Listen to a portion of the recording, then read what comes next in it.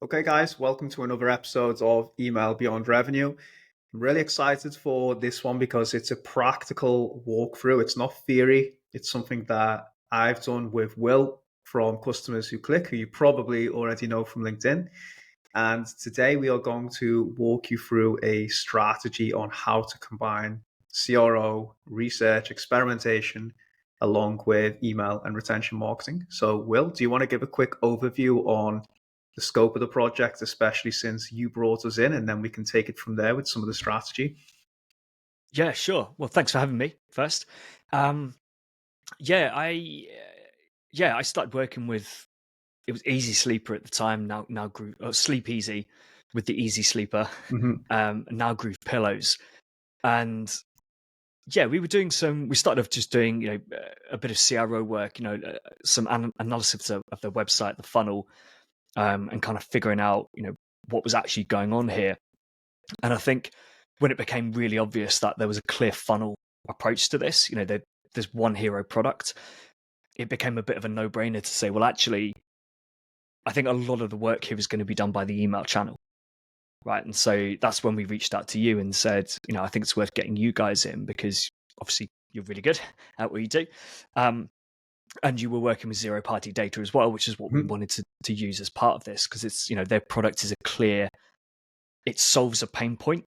And there are probably, I think we ended up with about 3 different pain points that really that you could really call out, and it just made sense to do that research, figure out what they were, and then start building flows to bring people in, capture email, and if they didn't purchase, bring them back to relevant content. Yep. Yeah. So let's just jump in straight away and look at 2 practical applications. So give me just a second while I load my screen up, and then we can set the scene for what we actually did. So I'm just going to share my window and then zoom in a little bit so everybody can see. So we'll start with the welcome flow and zero party data. So yeah, just give me an overview, Will, of the thinking behind this, and then I can explain a little bit about the implementation. Yeah, so obviously we knew from the client that the product was designed to solve a particular problem. What they just hadn't worked out was exactly what that problem was, and how to talk about it. Mm-hmm. And that's where we focused a lot of our research initially. Reaching out to their existing customers, reaching out to their list of people who are on the list but never actually made a purchase. And it was like, why? What are you hoping to achieve with this product? What were you trying to solve? What caught your attention about it? And from the research that we did, which was surveys and some interviews as well, we basically figured out that neck pain, shoulder pain, and trouble sleeping were the 3 most common. There were a few other little things that popped up, which kind of gave ideas for almost like completely different funnels to look down. So like sports recovery. We had a few comments around stiffness and things, but Yeah. just not enough, right? Not enough to say, okay, we have actually got 5 or 6 options here. We got significant data on these 3 to be able to say, okay, we know it's neck pain, it's shoulder pain, and generally trouble sleeping. The other thing we also had to consider was obviously the more of these options we wanted to introduce, the more flows had to be built out, the more different content had to be built out. And initially, when launching this, you kind of want to say, let's pick like the 3 top ones, and see how this performs, and then take it from there.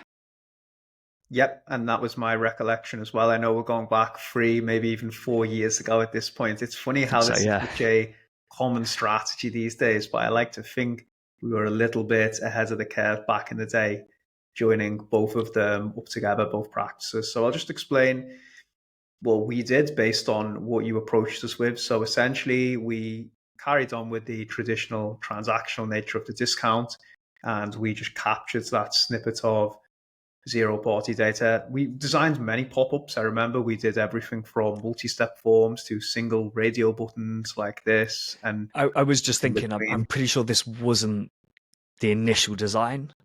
There was a Um, few. There was a few. This is just one of the mobile ones that I yeah, picked, but there was many different ones. I just picked this for ease of explaining the actual flow. So yeah, and again, this is quite common these days, but based on somebody's answer to this, they then went into a specific targeted email. So if it was shoulder pain, they would go down this route in the welcome flow in the first or second email. And likewise, if it was falling asleep, they would go down this path. And the goal, obviously, of this is just to provide a more targeted, personalized experience based on someone's initial pain. And then I don't have the data at hand, but I believe we were monitoring the conversion rates from these emails as well to see which cohort was potentially a better segment of customers to target. And then we were feeding these insights back to you for obviously front end marketing, product description page, as well as whoever was managing the acquisition and ads at the time. Yeah, I don't remember conversion performance on this, but I think neck pain ended up getting about 70% of the responses. Yeah. So it was by far the most common response. But I'm pretty sure neck pain and shoulder pain were the ones that drove the most conversion, and trouble sleeping, which obviously was the bit more generic one, was obviously the the worst in terms of performance. But if people are watching this, you can see here, if you scroll up just slightly actually in the email, I think it's really important to point out that you guys didn't just change the hero image on each email, right? It's not just changing that headline to say, okay, well, it's shoulder pain, it's neck pain, it's falling asleep. That content is supported throughout the entire email, and it's basically the same template, same style of content, but it's just really important to make sure that information is reinforced throughout it, so that people are constantly seeing, okay, if you have shoulder pain, this is how it helps with shoulder pain. This is how the different layers helped. This is how the way you sleep affects it, and things like that. And I think that's something that really, really contributed to the performance as well. Yeah, and I think a lot of people are under the misconception that people don't read the copy in the emails, but they absolutely do, because even though I didn't pull up the examples, and this is relevant to the welcome flow, people who hadn't converted, I remember testing at the time using the same zero party data. I think we created post-purchase journeys based on someone's initial pain points, and then we had tutorial videos, right? Like if you have neck pain, or if you have trouble sleeping, or if you have shoulder pain, and they had huge click rates in the initial email for the stretches and exercises that people could do to alleviate them. So again, even if you just look beyond conversion rate, I think there's just a lot of value in trying to support customers on what they're trying to achieve with the actual products themselves. Yeah, 100%. Although I guess there's an argument looking back on these guys to say, was it worth putting the time and effort into those emails, because there wasn't really a repeat purchase here? Yeah. So I think for a lot of brands, absolutely, put that effort in. You have skincare routine or whatever, put the effort in to explain how each product fits into that routine and can help someone. But all right, it probably helped drive some reviews, because we actually did quite a lot of UGC and competition, and send in your a video review and things. And so yeah, probably doing that nurturing post purchase did help with some of that engagement a bit later as well. Yeah, I think you pointed out something that's very critical, not to lead anyone astray as well. Sometimes your ability to incrementally improve retention is just intrinsically tied to the product. And if someone's buying a pillow like this, I mean, you don't need to buy 5 more pillows. You've already solved the problem. And I think for us on the email or retention side, you have to realign your expectations then. And what you're essentially looking for is word of mouth velocity, and making sure that someone just has a great experience with the product, so that they're likely to tell other people to improve acquisition that way. Yeah, and they got thousands of great reviews. I think their return rate was something like 2%. It was really, really low. And a lot of that actually had been due to, there was actually it's some sort of packaging issue. It was something to do with the way they were vacuum packed. Yep. It was creating a bit of a smell or something. There's nothing wrong with the product, but obviously it was a bit off-putting. And they fixed that, and return rate went down even further. And I remember we actually ran a test on the returns period as well, because they were using that statutory 14-day return period, and we we upped it to 30 days. Saw a decent increase in conversion rate there with no impact on return rates, because the product was good, and if someone's going to return it, they're going to return it quite quickly. Yeah, and gives them more confidence potentially to buy first time they're actually shopping. So I think you pointed out something important as well. You can get lost in the weeds with unlimited permutations of sleeping, neck pain, shoulder pain, just want a new pillow. You can really go down a rabbit hole, but you have to pick your battles and look at what the lowest hanging fruit is, or what the main reasons that people actually buy, because then, you can end up spending a lot of effort for very little in return. That's absolutely true. Well, I think it's really easy. A lot of brands, a lot of people just aren't doing this research in the first place. And so a lot of the time, their suggestions are just driven by, well, what do we want to do? Like, what do we think is best here? Yep. And so if you're not doing that research and you start doing research, it actually gets a bit easy to get to get stuck into it a bit too much. And you start seeing things that you go, oh, that's really interesting. Maybe we should do that as well. And then you have to take that step back and say, well, actually, how many people mentioned this? Yep. Right. I mentioned stiffness earlier. And I remember going through the research actually and reading through all the responses in these surveys, and stiffness stood out to me. And it was because we hadn't thought of it before. Yep. And so obviously it was a new idea to me. And I thought, oh, that's really interesting. Like we're getting mentions of stiffness. Maybe that's a pain point we need to target.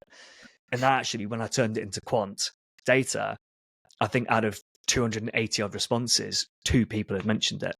But it stuck out to me as something different, right? So that's where you've got to, just be careful. Make sure when you pick out these ideas, you then go back to the quant analysis to say, well, how many people actually mention this, and therefore is it worth actually exploring further?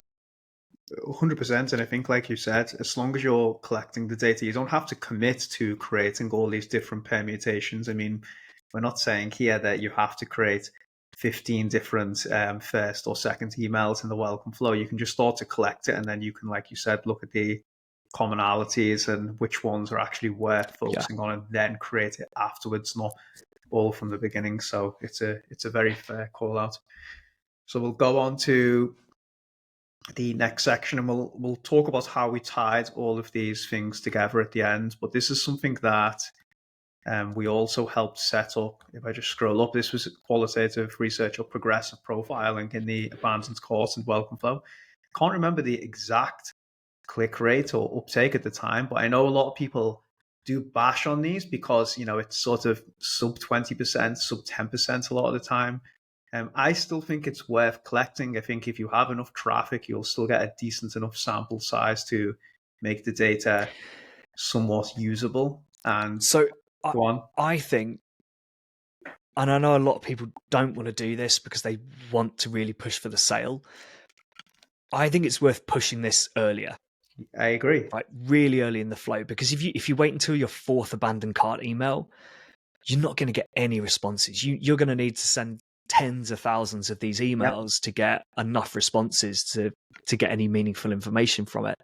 So actually, you could ask it earlier, and then again, like just tie it into the flow, right? If I remember correctly, because we don't work in Klaviyo much. If I click on one of these, Klaviyo will just record that response, won't it? Correct. Yeah. Right. So you could redirect that click to anywhere you want. Correct. Yeah. So when someone clicks on pain relief medication or whatever, you can save that data. So you saved your analysis, but then send them through to their cart.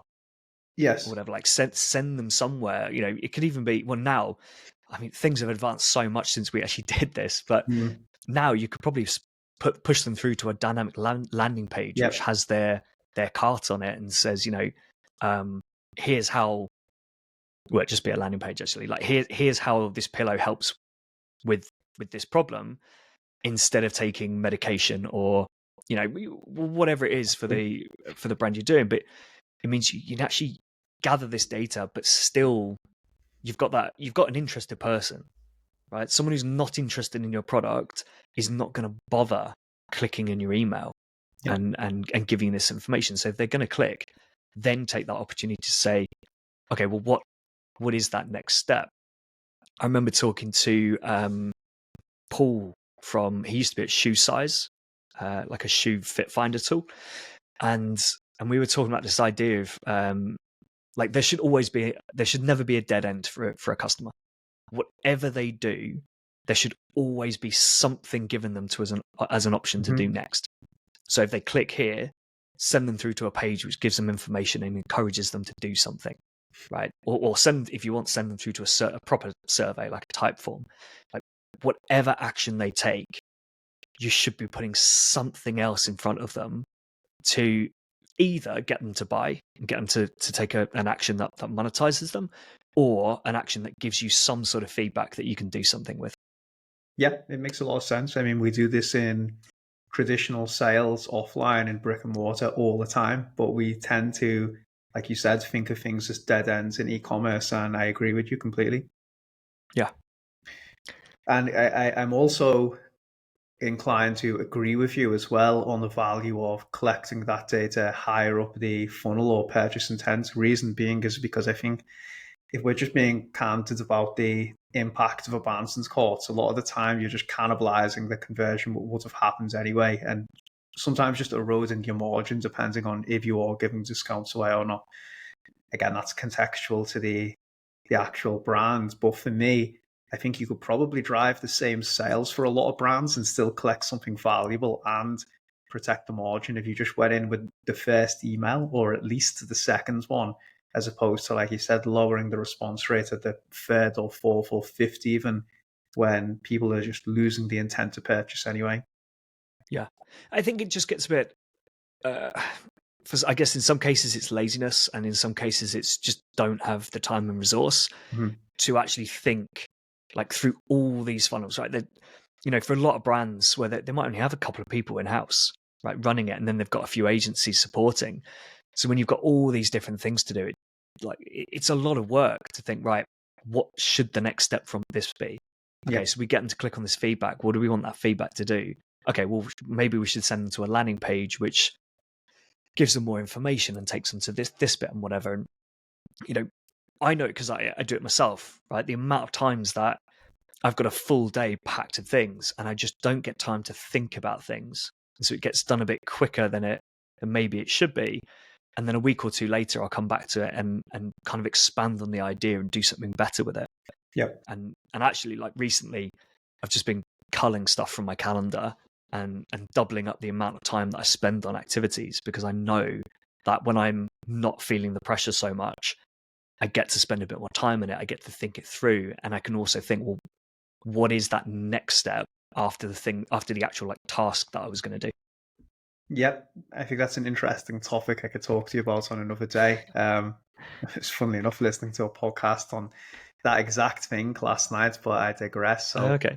just to show people some of the results from this, again, we're going back over 3 years at this point, but I believe even coming low down the funnel, this is like after 10 to 14 days of data collection. So you can see you're building up pretty significant numbers, and it's not like they were having hundreds of thousands of hits every single day.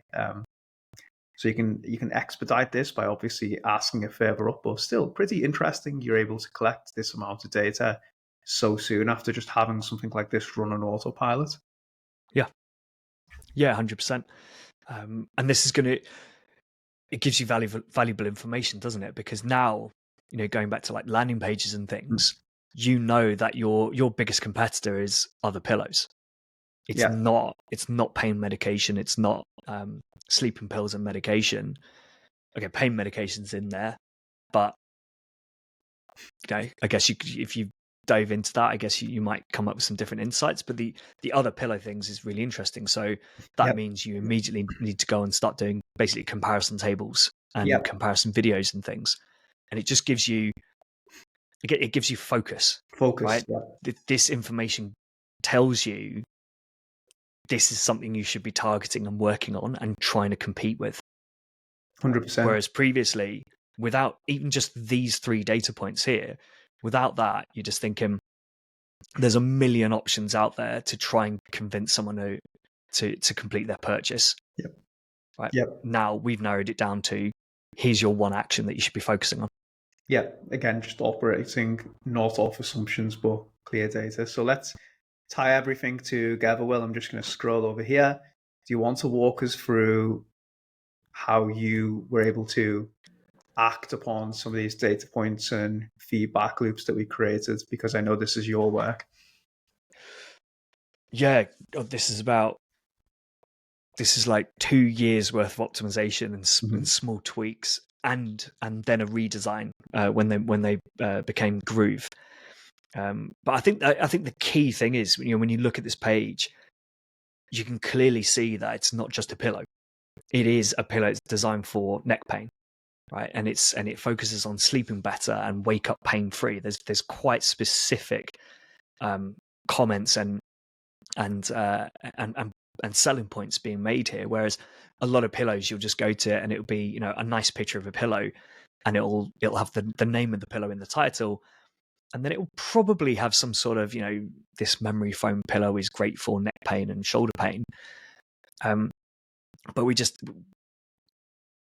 there's so much more going on and targeting those pain points that we know people talked about. So, as you can see, like in the image, we've got, relieves neck pain, right? And we're showing the ergonomic design for how it helps with neck pain. In the subheader, you've got eliminates neck, and then a few other points, but there's, the key thing we've identified is neck pain. And even the first bullet point in that, above the add to cart, and that first little icon is neck pain. So that was the priority focus there. And even that's voted the UK's best pillow for neck pain right at the top. All these things, we knew neck pain was the focus thing. And quite often shoulder pain would either be the problem that someone had, or it would be a secondary problem. Yep. They'd have neck pain and shoulder pain, or neck pain and headaches. Makes sense. And so we started to add some of that content in there as well. And then we've gone down the route of things like as you can see, there's 2 for £50, save 15%. We had the bundle and save.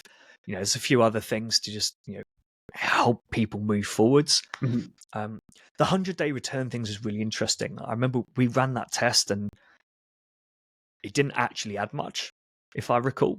Going from 14 to 30 days had a noticeable increase. Going up to 100 days, I don't remember that having much impact at all. But I think one of the founders was quite keen on that message being there, particularly as brands like Simba Sleep. I'm trying to think of some of the other brands, like the big mattress brands. They all do 100-night trials and things like that. So I think it was a bit of that's what our industry does. That's what we should do. But yeah, I mean, I guess the main point is, if you look at this page, there's only a couple of things on there that are trying to incentivize or push people to make the purchase, right? So, 100-day returns is there as a, and it's a nice, reduces anxiety, reduces that concern around purchasing. Free shipping threshold is there because, if you buy 2, you get free shipping. And there's a few other little points, but the majority of that page, and from what we can see on this particular screenshot, that entire image gallery is purely focused on the pain points that this product solves and how you're going to be better off by buying it. And that's what I see a lot of brands missing, right? You go to a lot of product pages and you'll just see an image gallery full of pictures of that product. And if you sell skincare, right, going back to skincare again, if you just have 3 or 4 images of a skincare product, that doesn't add anything for anyone, because the product is not the actual can or bottle or whatever itself. The product is the stuff inside. And that's why I'm a big fan of this style of imagery. We've tested it out quite a few times now. Pretty much every single brand we look at, the image gallery is their most clicked area on the product page. Almost, it's like 99% of the time. And so if people are clicking into your image gallery, if that's where their attention is and that's where they're looking, then that's where you should sell to them. Right? You can't rely on people scrolling down the page to find this information. Right? You've got to use that fold, and the image gallery is the best place for it. Makes perfect sense. Just to wrap things up, I know we're going back 3-4 years, probably even 5 years for you at some point. What type of metrics did you see in terms of things like conversion rates, maybe even AOV improvements over time? Would be fascinating to know.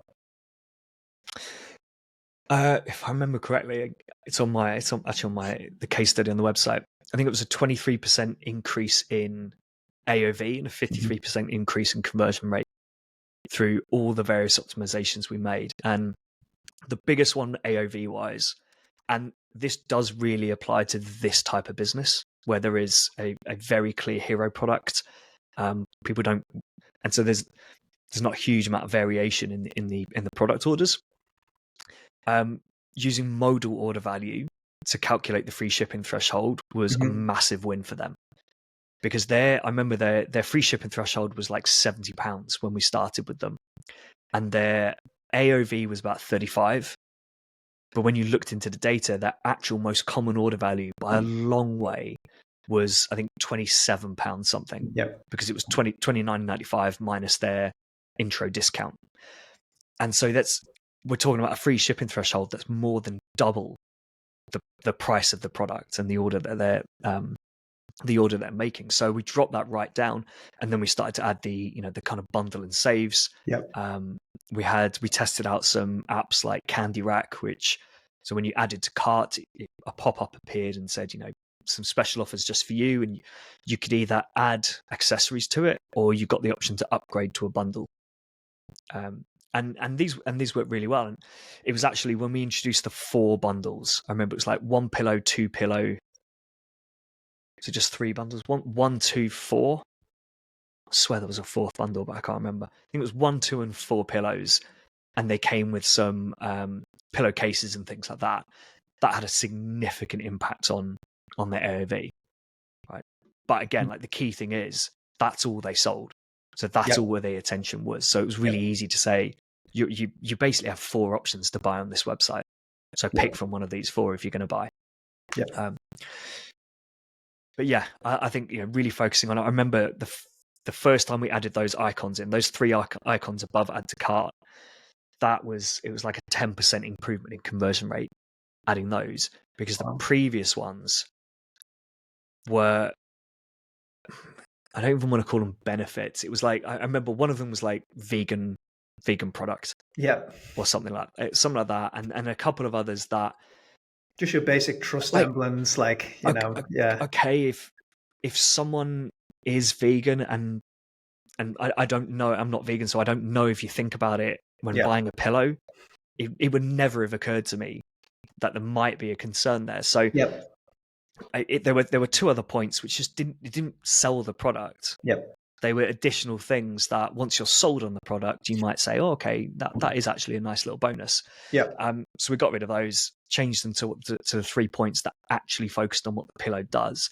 And that had, like I said, it was about 11% improvement in conversion rate just from that.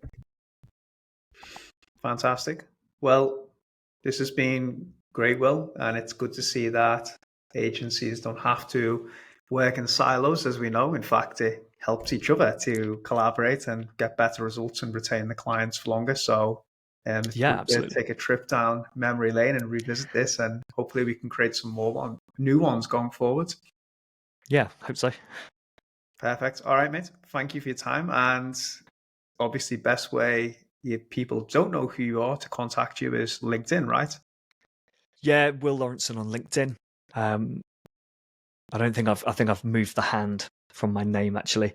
Can't remember if that's still there. But yeah, Will Laurenson on LinkedIn. I share content most days. That's and I'm pretty active on my DMs. So yeah, that's the best place to find me. Perfect. Thanks for your time, mate, and chat to you soon. Thanks.